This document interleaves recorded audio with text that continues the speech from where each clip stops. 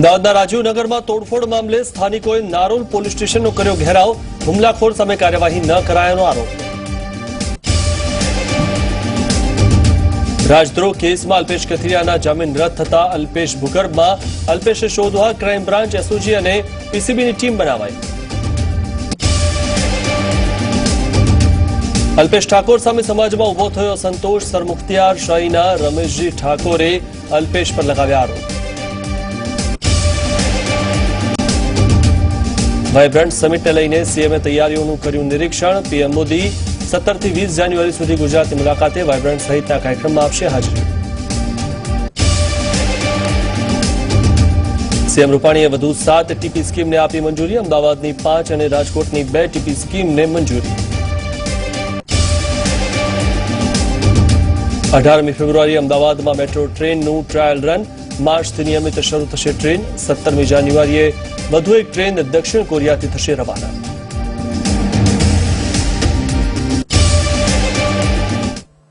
નમસ્કાર, હું મિથુન, આપ જોઈ રહ્યા છો ન્યૂઝ એટ મેટ્રો અને સૌપ્રથમ વાત કરીએ એક મહત્વના સમાચારની જે મળી રહ્યા છે ભાવનગરથી। ભાવનગરમાં ખેડૂતવાસમાં જૂથ અથડામણ થઈ છે।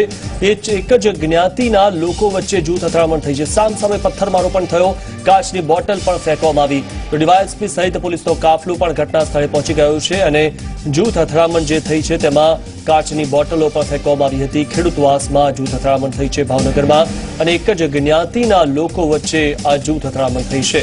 તો સામસામે પથ્થરમારો પણ થયો અને કાચની બોટલ પણ ફેંકવામાં આવી હતી। ડીવાયએસપી સહિત પોલીસનો કાફલો ઘટના સ્થળે પહોંચી ગયેલો છે। તો પોલીસનો કાફલો ઘટના સ્થળે પહોંચ્યો છે અને મામલો શાંત પાડ્યો છે। ત્યારે કાચની બોટલ પણ ફેંકવામાં આવી હતી। કયા કારણસર આ જૂથ અથડામણ થઈ તે જાણી શકાયું નથી।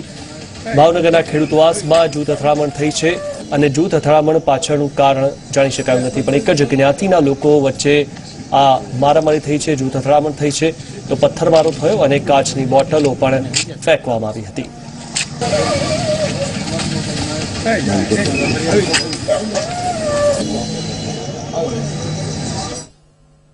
તો વાત કરીએ અમદાવાદની, તો અમદાવાદમાં નારોલ પોલીસ મથકનો ઘેરાવ કરવામાં આવ્યો। તોડફોડની ઘટનાના વિરોધમાં લોકોએ ઘેરાવ કર્યો।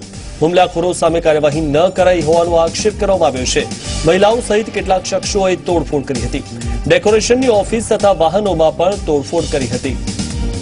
તો ઉત્તરાયણના દિવસે અમદાવાદના નારોલમાં નજીવી બાબતે ટોળું તોફાની બન્યું હતું અને આ બાબતે હવે પોલીસ ચોકીનો ઘેરાવ કરવામાં આવ્યો।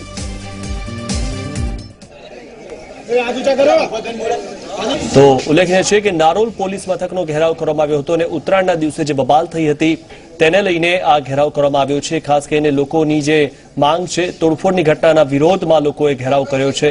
હુમલાખોરો સામે કોઈ કાર્યવાહી ન કરાઈ હોવાનો લોકો આક્ષેપ કરી રહ્યા છે। તો પોલીસ પર લોકો દ્વારા આક્ષેપ કરવામાં આવ્યો છે કે હુમલાખોરો સામે કોઈ કાર્યવાહી નથી થઈ। મહિલાઓ સહિત કેટલાક શખ્સોએ પણ તોડફોડ કરી છે। ત્યારે ડેકોરેશનની ઓફિસ તથા વાહનોમાં પણ તોડફોડ કરી છે। તો ઉત્તરાયણના દિવસે અમદાવાદના નારોલમાં નજીવી બાબતે ટોળું તોફાની બન્યું હતું। નારોલના રાજીવનગરમાં સામાન્ય ઝઘડામાં મહિલા સહિતના લોકોનું ટોળું તોફાની બન્યું હતું અને લાકડીઓ સાથે આવીને આડેધડ તોડફોડ કરી હતી। ડેકોરેશનની ઓફિસ અને રોડ પર પાર્ક કરેલા વાહનોમાં તોડફોડ કરવામાં આવી હતી। ત્યારે સમગ્ર ઘટના સીસીટીવીમાં કેદ થઈ ગઈ છે, જેમાં દેખાઈ રહ્યું છે કે મહિલાઓ સહિત કેટલાક લોકો હાથમાં લાકડીઓ લઈને આવી પહોંચે છે અને આડેધડ તોડફોડ કરે છે। પાર્ક કરેલા વાહનો પાડીને તેમાં પણ તોડફોડ કરાઈ રહી છે। તો આ મામલે નારોલ પોલીસે વધુ તપાસ હાથ ધરી છે। વાહનમાં તોડફોડ કરી હતી અને જે રીતે ડેકોરેશનની જે ઓફિસમાં પણ લોકોએ લાકડીઓ સાથે આવીને અને તોડફોડ કરી હતી તે બાબતે હવે આજે અસામાજિક તત્વો છે તેમની સામે પોલીસે કોઈ કાર્યવાહી નથી કરી તેવું સ્થાનિકો આક્ષેપ કરી રહ્યા છે અને પોલીસ સ્ટેશનનો ઘેરાવ તેમણે કર્યો હતો। તો આ સીસીટીવીના દ્રશ્યો છે તેમાં જોઈ શકાય છે કે અચાનક આવીને લોકોએ તોડફોડ કરી હતી। વાહનોમાં પણ તેમણે તોડફોડ કરી હતી અને લાકડીઓ સાથે તેઓ ધસી આવ્યા હતા। ડેકોરેશનની ઓફિસમાં તોડફોડ કરી હતી।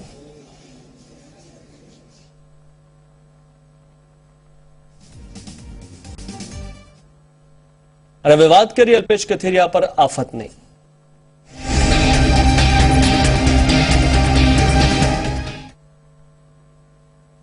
પાસા નેતા અલ્પેશ કથિરિયાના જામીન રદ થતા જ સુરત પોલીસે અલ્પેશ કથિરિયાની શોધખોળ શરૂ કરી દીધી છે. અલ્પેશ કથિરિયાને શોધવા માટે ક્રાઇમ બ્રાન્ચ, એસઓજી અને પીસીબીની ટીમ બનાવવામાં આવી છે. સાથે જ શહેર પોલીસને પણ સતર્ક કરવામાં આવી છે. આ ટીમ દ્વારા ગમે ત્યારે અલ્પેશ કથિરિયાની ધરપકડ કરાઈ શકે છે. તો જામીન રદ થતા અલ્પેશ કથિરિયા ભૂગર્ભમાં ઉતરી ગયો હોવાની માહિતી સામે આવી છે.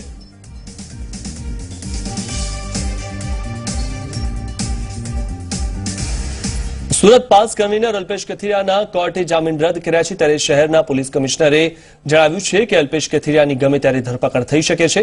વધુમાં પોલીસ કમિશનરે જણાવ્યું છે કે અલ્પેશની ધરપકડ માટે તમામ પ્રયાસો કરવામાં આવશે. ત્યારે જાણીતા સ્થળો પર પોલીસે શોધખોળ શરૂ કરી છે. અલ્પેશે વરાછા પોલીસ સ્ટેશનમાં અસભ્ય વર્તન કર્યું હતું. અલ્પેશ કથિરિયાના જામીન નામદાર કોર્ટે રદ કરી દીધા છે. એમને દેશદ્રોહના ગુનામાં અને બીજા એમના વિરુદ્ધ જે ગુના દાખલ થયેલા છે એમાં એ જામીન ઉપર હતા અને જામીન ઉપર મુક્ત થયા પછી તેઓ વારંવાર જામીનની શરતોનું ભંગ કરી રહ્યા હતા. જેમાં ખાસ શરત એક એ હતી કે એ કાયદાનું પાલન કરશે અને કાયદા વિરુદ્ધનું કોઈ કામ નહીં કરશે. તેમ છતાં એઓ સતત જે છે 2 થી 3 વખત વાર એમને કાયદાનું ભંગ કરેલ છે. જેથી અમે એમના વિરુદ્ધ ગુનો દાખલ કરી કાયદેસર કાર્યવાહી કરેલ છે. જે છેલ્લી ઘટના હતી વરાછા પોલીસ સ્ટેશનની, એ ખૂબ દુઃખદ ઘટના હતી. એમાં અમારા અધિકારીઓને એમને બેફામ ગાળો આપેલી. તેમ છતાં પોલીસે ખૂબ સંયમ રાખી કાયદા મુજબ કામ કરેલ છે. આ નિર્ણયને અમે આવકારીએ છીએ અને ટૂંક સમયમાં અલ્પેશ કથિરિયાની ધરપકડ કરીને અને કાયદેસર કાર્યવાહી કરવામાં આવશે. અલ્પેશની ધરપકડ કરવા માટે અને જે જગ્યાએ જાણીતી જગ્યા છે ત્યાં શોધખોળ કરીને ધરપકડ કરવામાં આવશે. તો રાજદ્રોહ કેસમાં અલ્પેશ કથિરિયાના જામીન રદ થયા છે. ત્યારે અલ્પેશના પિતા ઘનશ્યામ કથિરિયાએ ઝી 24 કલાક સાથે ખાસ વાતચીત કરી હતી અને જણાવ્યું હતું કે અમને ન્યાયતંત્ર પર પૂરો ભરોસો છે, અમને ચોક્કસ ન્યાય મળશે. પાસા નેતા ધાર્મિક માલવિયાએ કહ્યું કે અમે હાઈકોર્ટના દ્વાર ખખડાવીશું અને સેશન કોર્ટમાં એકતરફી બાબત રજૂ કરવામાં આવી છે. મારું કેવું છે કે ન્યાયતંત્ર ઉપર ભરોસો છે કે ભલે પોલીસ વાળાએ અરજી આપી હતી તો રદ એના જામીન રદ કર્યા છે, પણ ન્યાયતંત્ર ઉપર મને પૂરો ભરોસો છે કે જલ્દીથી જલ્દી એને ન્યાય આપશે અને ન્યાય સાચો છે. અને એ પણ એનો કેસ પણ સાચો જ હતો, એમાં કોઈ ખોટું નથી. પણ રાજદ્રોહના કેસમાં હાવ ખોટો જે એરેસ્ટ કર્યો અને 4 મહિના જેલમાં જ ભોગવ્યો, તો એના જામીન રદ કરવા માટે જે કાવતરું કરેલું છે એ પોલીસવાળા, રાજકારણીઓ અને સરકારના ઇશારે થયું હોય એવું સ્પષ્ટ ચોખ્ખું દેખાય. આગામી સમયની અંદર ન્યાયતંત્રની ન્યાયિક પ્રક્રિયાને લઈ અને હાઈકોર્ટના દ્વાર ખખડાવીશું. જે રીતના અહીંયા પોલીસ તંત્ર દ્વારા સેશન કોર્ટની અંદર માત્ર એક તરફી બાબતો રજૂ કરવામાં આવી હતી. અલ્પેશ દ્વારા જે પણ ઘટના ઊભી થઈ તો આની શરૂઆત ક્યાંથી તે ખાસ કરીને ન્યાયતંત્રે જોવાની જરૂર હતી. કારણ કે અમે પણ તંત્ર સામે લાચાર છીએ. તે દિવસે અમારી ધરપકડ કરવામાં આવી હતી અને પોલીસ તંત્ર સિવાયના કોઈ પણ વ્યક્તિને પોલીસ સ્ટેશન ખાતે રાખવામાં નહોતા આવ્યા. બીજી બાજુ અલ્પેશને ઉશ્કેરીને લોકઅપમાંથી એનો ખોટી રીતના વિડીયો બનાવી અને આજે એના જામીન રદ કરવા માટે છે એને કોર્ટમાં રજૂ કરવામાં આવ્યો. એટલે કંઈક ને કંઈક ભારતીય જનતા પાર્ટીની પણ આજે દુગલી રાજનીતિ છે. તો પાસ કન્વીનર અલ્પેશ કથિરિયાની મુશ્કેલીમાં વધારો થયો છે. રાજદ્રોહ કેસમાં અલ્પેશ કથિરિયાના જામીન રદ કરી દેવાયા છે. સુરત કોર્ટે અલ્પેશ કથિરિયાના જામીન રદ કર્યા છે. સુરત પોલીસે કોર્ટ સમક્ષ અલ્પેશના જામીન રદ કરવા અરજી કરી હતી. આ અરજીને કોર્ટે માન્ય રાખીને અલ્પેશના રાજદ્રોહ કેસમાં જામીન રદ કરી દેવાયા છે. મહત્વનું છે કે કોર્ટે શરતોને આધારે અલ્પેશ કથિરિયાને જામીન આપ્યા હતા, જે બાદ અલ્પેશનો જેલમાંથી છુટકારો થયો હતો. પરંતુ બાદમાં પોલીસે અલ્પેશ સામે શરતોનો ભંગ કર્યો હોવાનો આરોપ લગાવ્યો હતો અને કોર્ટને અરજી કરી હતી કે અલ્પેશ કથિરિયાના જામીન રદ કરી દેવામાં આવે. જેથી પોલીસની અરજીને માન્ય રાખીને સુરત કોર્ટે અલ્પેશ કથિરિયાના જામીન રદ કરતા 20 પાનાનો હુકમ કર્યો. જેથી હવે ફરીથી અલ્પેશની મુશ્કેલીમાં વધારો થયો છે. જામીન રદ થતા ફરીથી અલ્પેશ કથિરિયાને લાજપોર જેલમાં જવું પડશે. જામીન રદ થયા બાદ ગમે ત્યારે અલ્પેશની ધરપકડ થઈ શકે છે. અલ્પેશના વકીલે કહ્યું કે જામીન રદ થયા છે, પરંતુ અલ્પેશને જેલમાં જવામાંથી કોર્ટે મુક્તિ આપી છે, સરેન્ડર ઓર્ડર નથી કરાયો.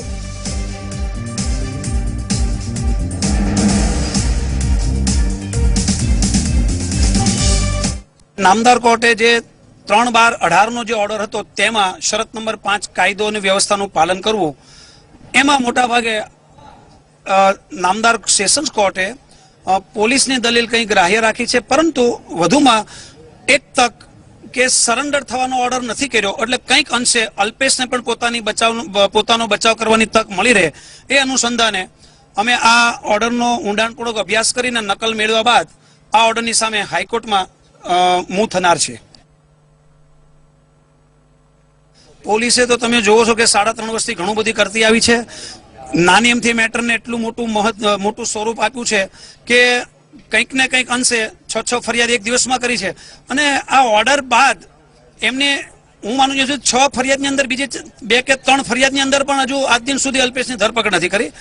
ચોક્કસપણે જે એમનો જે પૂર્વગ્રહ કે મનસ્વીપણે જે એનું જે વલણ છે એ કદાચ ભવિષ્યમાં અખત્યાર કરી શકે તેમ છે પોલીસ. અલ્પેશને અગાઉ રાજદ્રોહના કેસમાં 3/12ના દિવસે જામીન મુક્ત કરવામાં આવેલો અને જામીન મુક્ત કરતી વખતે નામદાર કોર્ટે કેટલીક શરતો રાખેલી. એ શરતો પૈકી એવી શરતો હતી કે એની પર્સનલ લિબર્ટીનો દુરુપયોગ ના કરે અને લો એન્ડ ઓર્ડર જે છે કાયદો અને વ્યવસ્થા મેન્ટેન જાળવશે. શરતી જામીન ઉપર મુક્ત થયા પછી એને જે વર્તન કર્યું એ બધાને જગ જાહેર છે. પોલીસ અધિકારી સાથે બેફામ અને એક ભદ્ર સમાજ પણ સાંભળી ન શકે એવા ભાષા પ્રયોગ અને ગાળાગાળી કરી તેની વિડીયો સીડી નામદાર કોર્ટ સમક્ષ રજૂ કરવામાં આવી. લગભગ 2 કલાક જેટલી દલીલો ચાલી. દલીલોના અંતે આજરોજ પ્રિન્સિપલ સેશન જજ આર.કે. દેસાઈ સાહેબે અલ્પેશને જે અગાઉ બેલ ઉપર મુક્ત કરેલો એમનો હુકમ રદ કરવામાં આવ્યો છે. સુરતની કોર્ટે અલ્પેશ કથિરિયાના જામીન રદ કર્યા છે. ત્યારે પાસ કન્વીનર હાર્દિક પટેલે જણાવ્યું છે કે અલ્પેશના જામીન માટે અમે સારા એવા વકીલ રોકીશું. કોર્ટનો જે પણ ચુકાદો છે એને સ્વીકારવો રહ્યો, કેમ કે કોર્ટના આદેશનું પાલન અમે પહેલા પણ કર્યું છે અને અત્યારે પણ કરીએ છીએ. હાઈકોર્ટની અંદર અલ્પેશને જામીન કાયમી મળી જાય એના માટે સારામાં સારા વકીલ રાખવાનો અમે પ્રયાસ કરીશું. અને 15 દિવસનો જે સમય છે 15 દિવસના સમયમાં અલ્પેશને જેલમાં ન જવું પડે અને એની કોઈ પણ નાની મોટી માની લો કે ભૂલ હોય એ ભૂલ ન હોય અને જે કોર્ટનો આદેશ છે એ કોર્ટના આદેશ થકી સારામાં સારા વકીલ રાખીને અલ્પેશને જામીન પ્રક્રિયાની જે પણ કોઈ કાર્યવાહી હશે એ કરવા માટે અમે તૈયાર છીએ. મુખ્યમંત્રી વિજય રૂપાણી વધુ 7 ટીપી સ્કીમને મંજૂરી આપી છે, જેમાં અમદાવાદની 5 અને રાજકોટની 2 ટીપી સ્કીમને મંજૂરી આપવામાં આવી છે. તો અમદાવાદમાં છેલ્લા 1 વર્ષમાં 43 ડ્રાફ્ટ ટીપી મંજૂર કરવામાં આવી છે. 3000થી વધુ હેક્ટર જમીનમાં આ માટેના આયોજનને આખરી ઓપ અપાઈ રહ્યો છે. તો આ ટીપી સ્કીમમાં આંતરમાળખાકીય સુવિધાના ઝડપી અમલ માટે મુખ્યમંત્રી વિજય રૂપાણીએ સૂચના પણ આપી દીધી છે. અમદાવાદની ટીપી સ્કીમમાં આશરે 1000 કરોડના કામો થશે.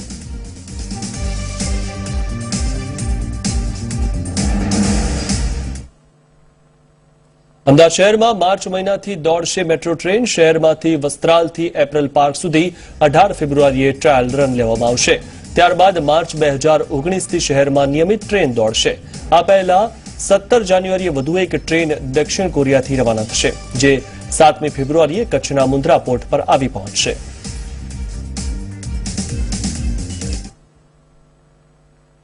પ્રધાનમંત્રી મોદી ફરી એકવાર ગુજરાત પ્રવાસે આવી રહ્યા છે. 3 દિવસના તેમના પ્રવાસ દરમિયાન વિવિધ કાર્યક્રમોમાં હાજરી આપી વિકાસ કાર્યોને લીલી ઝંડી આપવાના છે. પ્રધાનમંત્રીના મિનિટ ટુ મિનિટ કાર્યક્રમ પર નજર કરીએ તો 17મી જાન્યુઆરીએ પ્રધાનમંત્રી 12:25 દિલ્હી એરપોર્ટથી અમદાવાદ આવવા રવાના થશે. બપોરે 2 વાગે અમદાવાદ એરપોર્ટ પર આવી પહોંચશે. 2:20 એરપોર્ટથી ગાંધીનગર હેલીપેડ પહોંચશે. 2:30 વાઇબ્રન્ટ ગ્લોબલ ટ્રેડમાં હાજરી આપશે, જ્યાં ટ્રેડ શોનું ઉદઘાટન કરશે. 1 કલાક સુધી આ કાર્યક્રમમાં હાજર રહેશે. 3:35 અમદાવાદ જવા રવાના થશે. 4 વાગે વીએસ હોસ્પિટલ પહોંચશે, જ્યાં સરદાર વલ્લભભાઈ પટેલ હોસ્પિટલનું લોકાર્પણ કરશે અને સભાને પણ સંબોધિત કરશે. 5:30 વાગે રિવરફ્રન્ટ જઈ શોપિંગ ફેસ્ટિવલનું ઉદઘાટન કરશે. 6:35 અમદાવાદથી ગાંધીનગર જવા પ્રધાનમંત્રી રવાના થશે. 7 વાગે મહાત્મા મંદિર પહોંચશે. મહાત્મા મંદિરમાં 2 કલાક સુધી રોકાણ કરશે. વિવિધ દેશના ડિગ્નિટરી સાથે ગાલા ડિનરનું આયોજન કરવામાં આવ્યું છે. અહીં 9:15 રાજભવન જવા માટે રવાના થશે, જ્યાં તેઓ રાત્રિ રોકાણ કરશે. તે પહેલા ભાજપના સાંસદો, ધારાસભ્યો અને પદાધિકારીઓ સાથે બેઠક કરી શકે છે. હવે વાત કરીએ 18મી જાન્યુઆરીની. તો 18મી જાન્યુઆરીએ પ્રધાનમંત્રી સવારે 8:30 વાગે મહાત્મા મંદિર પહોંચશે, જ્યાં 9:45 સુધી વિવિધ ડિગ્નિટરી સાથે બેઠક કરશે. 10 વાગે વાઇબ્રન્ટ સમિટ 2019નું ઉદઘાટન કરશે. ત્યારે 1:30 વાગે ડિગ્નિટરી સાથે લંચ કરશે. બપોરે 2 વાગ્યાથી 5 વાગ્યા સુધી વિવિધ દેશના પ્રતિનિધિમંડળ સાથે 1-to-1 બેઠક કરશે. 5:30 વાગ્યાથી 6:30 વાગ્યા દરમિયાન 2 દેશ વચ્ચે દ્વિપક્ષીય ચર્ચા કરાશે. 6:40 લેસર લાઇટ શોનું ઇનોગ્રેશન કરવામાં આવશે. 7:30 વાગે ડિગ્નિટરી સાથે ગાલા ડિનર, 8:35 દાંડી કુટીરની મુલાકાત લેશે. 8:45 રાજભવન જવા માટે તેઓ રવાના થશે અને ત્યાં રાજભવનમાં રોકાણ કરશે. ત્યારે વાત કરીએ 19મી જાન્યુઆરીની, તો 19મી જાન્યુઆરીએ સવારે 11 વાગે રાજભવનથી અમદાવાદ જવા માટે રવાના થશે. 11:25 અમદાવાદ એરપોર્ટથી સુરત જવા રવાના થશે. ત્યારે 12:20 સુરત એરપોર્ટ પહોંચશે.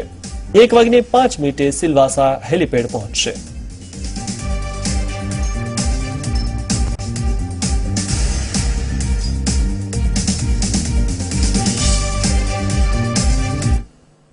આ વખતે ગ્લોબલ ટ્રેડ શો જો છે તેને પણ અમે ખૂબ પ્રાધાન્ય આપી રહ્યા છીએ.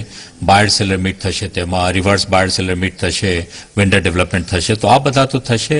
પછી international solar alliance, Gujarat renewable ક્ષેત્રમાં ઘણા આગળ વધી ગયા છે, તો ઇન્ટરનેશનલ સોલર અલાયન્સ પણ થશે, એક નવી વસ્તુ છે. સોવરેન વેલ્થ ફંડની મિટિંગ થશે, રાઉન્ડ ટેબલ થશે, જેમાં $1 ટ્રિલિયન જો હેન્ડલ કરે છે તે લોકો આવશે, જેમાં માનનીય વડાપ્રધાનશ્રી પણ હાજરી આપશે. તો આ બધા જુઓ તો ઘણા નવી વસ્તુ છે. વાઇબ્રન્ટ સમિટને લઈને તૈયારીઓનો ધમધમાટ ચાલી રહ્યો છે. વડાપ્રધાન વાઇબ્રન્ટ સમિટમાં હાજરી આપશે. વડાપ્રધાનના આગમનને લઈને અમદાવાદને શણગારાયું છે. અમદાવાદ શહેરને દુલ્હનની જેમ શણગારાયું છે. રંગબેરંગી લાઇટિંગથી અમદાવાદ શહેર ખીલી ઉઠ્યું છે. તો ઉલ્લેખનીય છે કે વાઇબ્રન્ટ સમિટને લઈને અમદાવાદ શહેરને રોશનીથી શણગારવામાં આવ્યું છે. અમદાવાદના તમામ જે વિસ્તાર હોય અને જે જૂનું અમદાવાદ છે તેની સાથે નવા અમદાવાદમાં પણ રોશની કરવામાં આવી છે. તો ઊંચી ઇમારતો સાથે જ એલિસ બ્રિજ પર પણ રોશની કરવામાં આવી છે. તો રિવરફ્રન્ટની બંને બાજુ પર રોશની કરવામાં આવી છે. આ દ્રશ્ય જે આપ જોઈ રહ્યા છો ટાઉન હોલનું એ દ્રશ્ય હતું અને બ્રિજ પર તમામ જગ્યાએ રોશની કરવામાં આવી છે. ગાંધીનગરમાં યોજાઈ રહેલા વાઇબ્રન્ટ સમિટને લઈને સમગ્ર ગાંધીનગરમાં વિશેષ સજાવટ કરવામાં આવી છે. મહાત્મા મંદિર, ઉદ્યોગ ભવન, કલેક્ટર કચેરી સહિતની તમામ સરકારી ઇમારતો પર રંગબેરંગી રોશની કરવામાં આવી છે. આ ઉપરાંત મહાત્મા મંદિર સામેના સેન્ટ્રલ વિસ્ટા સહિત તમામ માર્ગો પર રોશની કરવામાં આવી છે.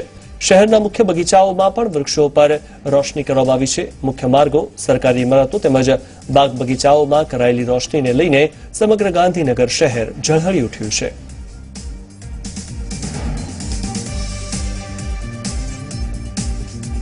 તો ગાંધીનગરમાં 2 દિવસીય વાઇબ્રન્ટ ગુજરાત ગ્લોબલ સમિટ યોજાશે, જેને લઈને ગુજરાત આવી રહેલા પ્રધાનમંત્રી નરેન્દ્ર મોદી માટે ખાસ પીએમઓ મહાત્મા મંદિર ખાતે ઉભું કરવામાં આવ્યું. પ્રધાનમંત્રી નરેન્દ્ર મોદી 17 અને 18 જાન્યુઆરી 2 દિવસ ગાંધીનગરમાં રોકાશે, જ્યાં 19મી જાન્યુઆરીએ સવારે 9 કલાકે દિલ્હી જવા રવાના થશે. વડાપ્રધાન દિલ્હી બહાર જાય ત્યારે તેમની સાથે સમગ્ર પીએમઓ પણ જાય છે. ત્યાંથી પીએમઓનું સમગ્ર સંચાલન થતું હોય છે.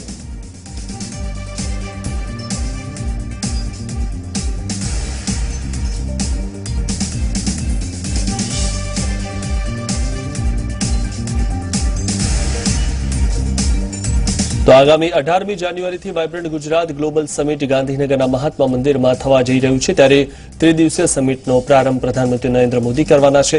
રાજ્ય સરકારના વિવિધ વિભાગો આ સમિટની તૈયારીઓને આખરી ઓપ આપી રહ્યા છે. સમિટની પૂર્વ તૈયારીની માહિતી મેળવવા અને માર્ગદર્શન આપવા મુખ્યમંત્રી વિજય રૂપાણી ગાંધીનગરમાં મહાત્મા મંદિર પહોંચ્યા હતા. મુખ્યમંત્રીની મુલાકાત સમયે રાજ્યના મુખ્ય સચિવ ડોક્ટર JN સિંહ પણ હાજર રહ્યા હતા. સમિટમાં ભાગ લેવા રજીસ્ટ્રેશનને સારો પ્રતિસાદ મળ્યો છે. ત્યારે આફ્રિકા ડે સમિટની વિશેષતા રહેશે. પ્રધાનમંત્રી નરેન્દ્ર મોદી પણ વિવિધ કાર્યક્રમમાં હાજરી આપશે.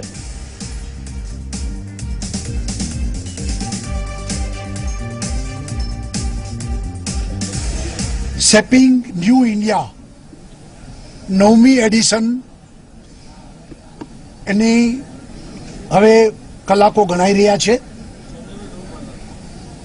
તૈયારીઓનું આખરી ઓપ અપાઈ રહ્યો છે. આ વખતે વાઇબ્રન્ટ ગુજરાતમાં 30,000થી વધુ રજીસ્ટ્રેશન ઇન્ડિવિજ્યુઅલ થયા છે. 26,000થી વધુ કંપનીઓએ પણ રજીસ્ટ્રેશન કરાયું. નાની મોટી 26,000 કંપનીઓ, એટલે ખૂબ સારો પ્રતિસાદ છે. લગભગ 115થી વધુ દેશોથી ડેલિગેશન પણ આવી રહ્યા છે. 15 પાર્ટનર કન્ટ્રી છે આપણા. વડાપ્રધાન આપણું ગ્લોબલ એક્ઝિબિશન જે છે એનું ઉદ્ઘાટન કરશે. ત્યાં પણ લગભગ 1200થી વધુ સ્ટોલ નખાણા છે. મોટી મોટી ઇન્ડસ્ટ્રીઝથી માંડીને MSME આ બધા માટેના અલગ અલગ સ્ટોલ છે, પરંતુ આ વખતે એક્ઝિબિશનમાં બાયર અને પરચેસર એની મીટ રાખવામાં આવી છે. વડાપ્રધાન વીએસ હોસ્પિટલનું ઉદ્ઘાટન કરવા 4 વાગે જશે. 6 વાગે શોપિંગ ફેસ્ટિવલ એનું પણ ઉદ્ઘાટન કરશે. આ રીતે 17 તારીખના વડાપ્રધાનશ્રીના કાર્યક્રમ રહેશે.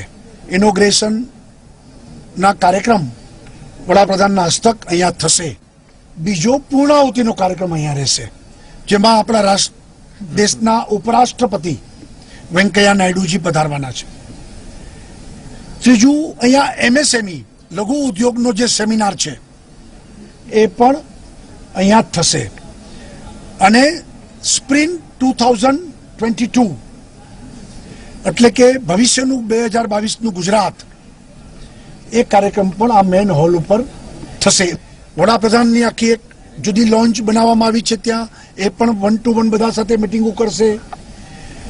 અને એક ભોજન માટેનો અલગ વીવીઆઈપી આખી વ્યવસ્થા એ પણ અહીંયા પરિસરમાં અલગ રાખવામાં આવી છે. આ વખતનું વાઇબ્રન્ટ ગુજરાતમાં આફ્રિકા ડે એક વિશેષતા છે, અને સાથે સાથે સાયન્સ સિટીમાં ફ્યુચરિસ્ટિક ટેકનોલોજી એ અંગેના પણ પ્રદર્શની અને કાર્યક્રમ ત્યાં થશે.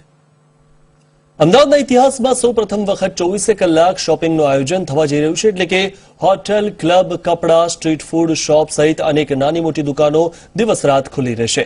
વાઇબ્રન્ટ સમિટને લઈને અમદાવાદમાં શોપિંગ ફેસ્ટિવલનું આયોજન કરવામાં આવી રહ્યું છે, જેનું ઉદ્ઘાટન પ્રધાનમંત્રી નરેન્દ્ર મોદી કરાવશે.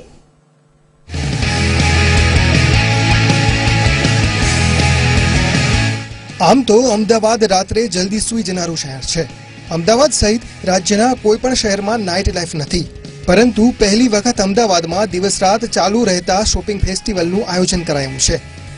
વાઇબ્રન્ટ ગુજરાત ગ્લોબલ સમિટને લઈને અમદાવાદમાં દેશ વિદેશથી હજારો લોકો આવી રહ્યા છે, જેને આકર્ષવા માટે આ શોપિંગ ફેસ્ટિવલનું આયોજન કરાયું છે. આ શોપિંગ ફેસ્ટિવલ 17 જાન્યુઆરીથી 28 જાન્યુઆરી સુધી ચાલશે. આ શોપિંગ ફેસ્ટિવલમાં સામેલ જુદી જુદી કેટેગરીની શોપ્સમાંથી જો તમે કોઈ વસ્તુની ખરીદી કરશો તો તમને પણ ઇનામ લાગી શકે છે, જેના માટે દર 1 મિનિટે લકી ડ્રો યોજવામાં આવશે. 11 કરોડ રૂપિયાના આવા ઇનામો શોપિંગ ફેસ્ટિવલમાં રાખવામાં આવ્યા છે. આ ફેસ્ટિવલને લઈને અમદાવાદને દુલ્હનની જેમ સજાવવામાં આવ્યું છે. જુદી જુદી બજારો તેમજ મુખ્ય વિસ્તારોને રોશનીથી સજાવવામાં આવ્યા છે.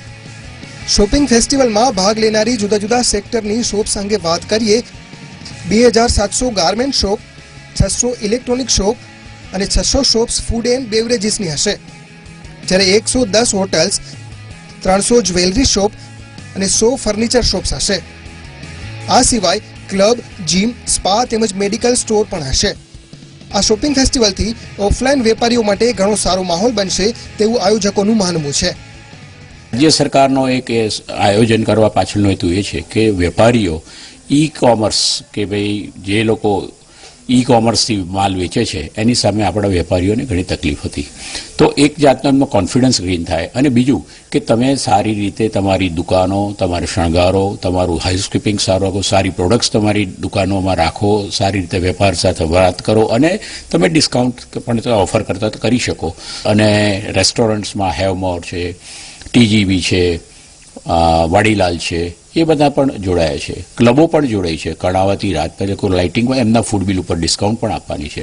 આ ફેસ્ટિવલમાં જૂનું અમદાવાદ, નવું અમદાવાદ તેમજ જેઓ ટેમ્પરરી સ્ટોલ ઊભો કરીને વ્યવસાય કરી રહ્યા છે તેમને પણ સામેલ કરવામાં આવ્યા છે. આ ફેસ્ટિવલથી બહારથી આવનારાઓ મોડી રાત સુધી જુદી જુદી વાનગીઓનો સ્વાદ માણી શકશે અને શોપિંગ કરી શકશે. તેની સાથે સાથે અમદાવાદના 70 લાખ લોકોને પણ આ ફેસ્ટિવલથી ફાયદો થશે. આ ફેસ્ટિવલમાં ખરીદી કરનાર લોકોને 10% લઈને 50% સુધીનું ડિસ્કાઉન્ટ મળશે. આ ફેસ્ટિવલથી પોતાનો વેપાર વધશે તેવી વેપારીઓને આશા છે. शॉपिंग लेट नाइट तक खुला रहेगा तो लोग खाना खाने भी आएंगे. ओवरऑल हमारी सिटी, हमारा जो हम एक कंट्री में फर्स्ट टाइम ये कर रहे हैं, और अहमदाबाद में तो हमेशा पूरे देश को बिजनेस का रास्ता दिखाया हुआ है, तो ये बहुत अच्छा कदम है और हर साल शॉपिंग फेस्टिवल होना चाहिए. ધંધો કોઈ પણ હોય તેમાં પરિવર્તનનો અવકાશ હંમેશા રહેતો હોય છે. ત્યારે આ શોપિંગ ફેસ્ટિવલથી અમદાવાદમાં શોપિંગનો અભિગમ જ બદલાઈ જશે. અમદાવાદમાં યોજાનારા આ 24/7 શોપિંગ ફેસ્ટિવલને લઈને અમદાવાદ વાસીઓમાં પણ રોમાંચ જોવા મળી રહ્યો છે. કેતન જોશી, ઝી મીડિયા, અમદાવાદ. તો વધુ સમાચારો માટે જોડાયેલા રહો ઝી 24 કલાક સાથે. નમસ્કાર.